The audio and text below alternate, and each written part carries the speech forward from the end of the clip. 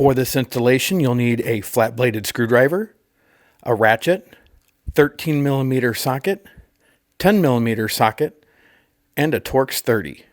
To start, use the flat-bladed screwdriver to remove the gas strut from the ball stud. Be sure to be holding the tailgate, as it may try to swing all the way open, so either do this yourself or have a friend.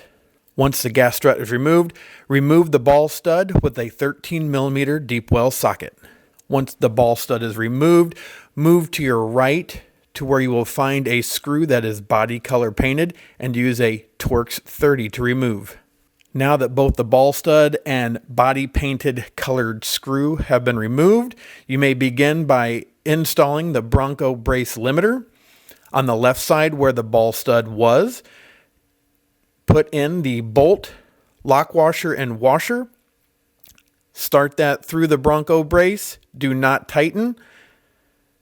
Move to your right, and you can either use the body color painted screw again, or for a better, stronger connection, use the self-tapping screw.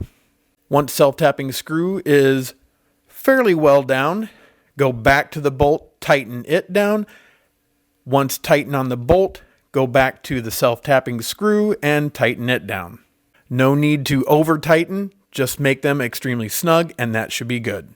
Now that the Bronco brace and limiter is installed, now choose which position you would like the tailgate to open to.